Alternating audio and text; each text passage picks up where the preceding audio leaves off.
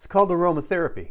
What that does, it makes the assumption that your blend should smell good. And I know a lot of people are challenged when it comes to blending essential oils and making really awesome fragrances. So I'm going to give you 3 steps to making really awesome, beautiful, fragranced essential oil blends. Or as they say in Boston, wicked pissa blends.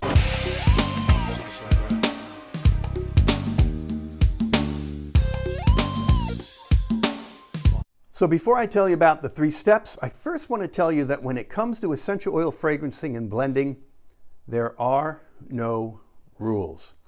There are methods, there are guidelines, there are techniques, and there are lots of opinions.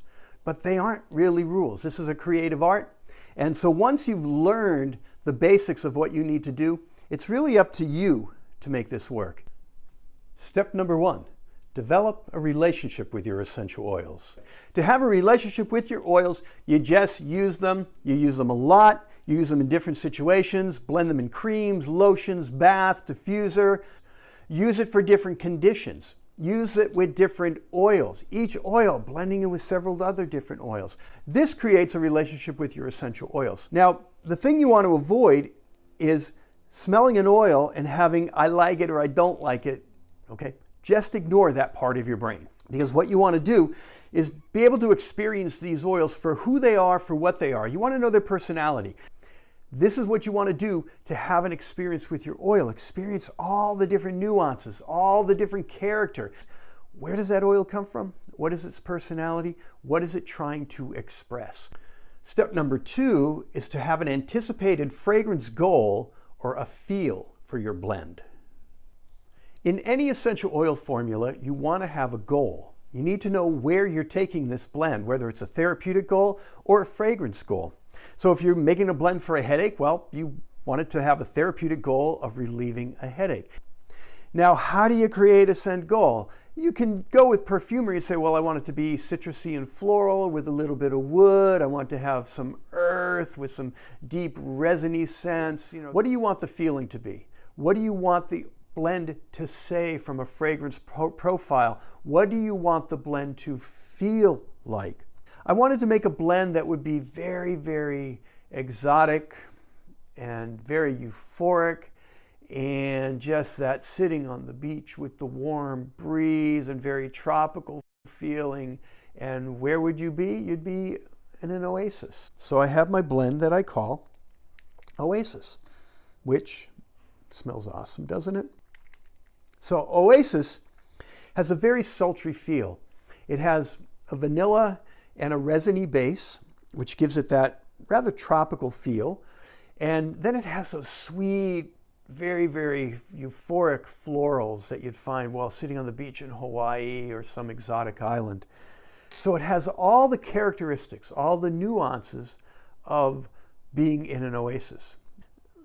Another blend that ended up being named after the idea that was presented to me was with an account that I had, and they wanted to have something for Valentine's Day, and she was going, well, it should be about love. It should be, with love and roses and, just simply love.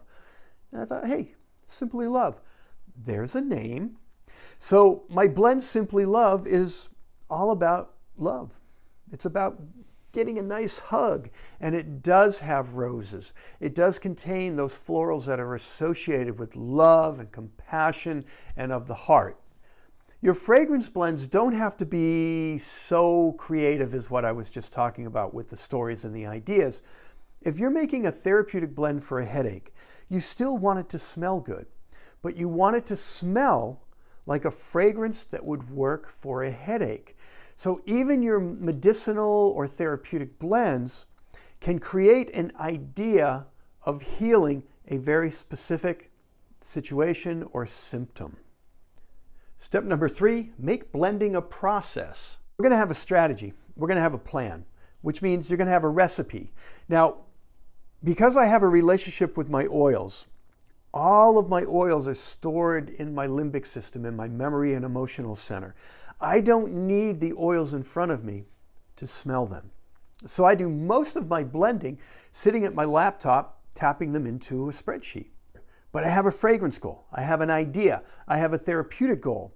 Whatever that goal is, I'm going to incorporate that into my recipe with the oils that I have selected. Because I have a relationship with many oils, I have many oils to choose from, and I know their characteristics. I know how they're going to behave. And they're not always the oils that fit the therapeutic goal or even the fragrance goal, because from my experience, I've learned how to blend oils together to create something that comes out of a synergy or emerging properties of combining oils.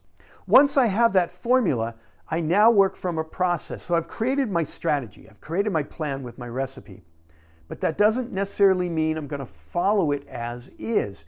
Just like any kind of journey, there are things that come up that may switch the path that you take or change the way you're going to approach whatever you're working on. And in the process of blending essential oils, there is a different twist, a different path, maybe even a completely new direction, because the oils come together in a way that encourage you to change or encourage you to be creative. When I'm blending, I generally do it in gram weight. So I have a small scale. I have 5 ml bottle, 15 ml bottle, depending on how much formula I want to start with. And then, using my recipe, I'll start with my base note. So what I'll do is I'll start with my first two oils, my first two base note oils, and blend them by gram weight into that bottle, roll it up a bit, swish it around, kind of like a nice glass of wine. And then I'll smell what I've created from those two oils. This gives me an idea or the character that I'm starting with. So once I have those first two oils, I'll look at my recipe and the next oil, well, let's say it's black pepper. And at black pepper, I have 2 grams that it's calling for in the recipe. Now, as I'm smelling that and thinking about where I want this to go, I may change that 2 grams and say, well, I think I'll start with 1.4 grams. Put that into the blend. Roll that a bit, smell it, and depending on your process, sometimes you want to wait a minute, 2 minutes. There are some perfumers who wait days to let each oil blend before they take their next step to see what the character is from the synergy that's been created. I don't always do that. So this is the process that you will do all the way through your composition.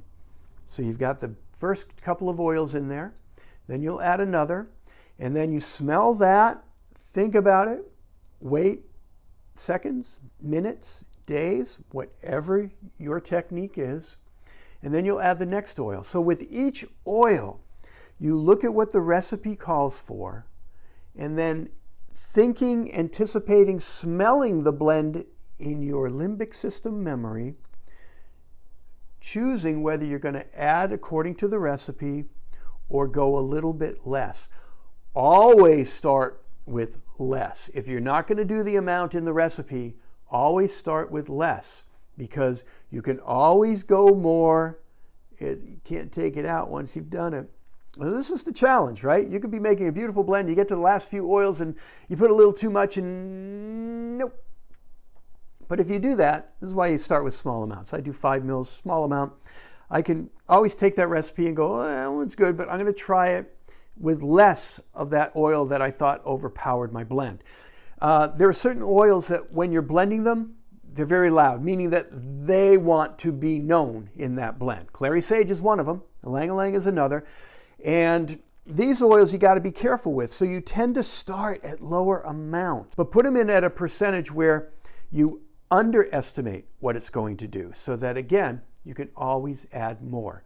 So your process for creating an essential oil fragrance is one oil at a time. Let it sit. Think about what it's going to do. The more experience you have, the more you can anticipate what's going to happen. What's beautiful about essential oil blending, if you do things different, you end up with different fragrances. You end up with some nice surprises. I came up with the coolest candy-like fragrance when I added Greenland moss with rosemary verbenone, helichrysum, and some ylang-ylang, and it came up with this really cool kind of candy note. the thing that really shifted it into that almost cherry-like fragrance, there was a little bit of fennel. I had never thought about putting Greenland moss into a blend that had fennel and helichrysum and rosemary verbenone, but it was actually in my class and somebody said, hey, let's put Greenland moss in. And I said, that's weird. I didn't say it out loud, but in my head I was going, I don't know. Hey, experimenting is fun. So your process is a process not only of creating the anticipated fragrance blend, but it's a process of essential oil discovery. So the 3 steps again are: develop a relationship with your essential oils. Number 2, anticipate a fragrance goal or a feel for the blend.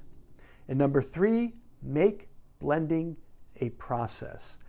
There's a lot more information that we can talk about when it comes to fragrancing, like what oil with that, what happens when you add cedarwood with frankincense, with helichrysum. A lot to talk about.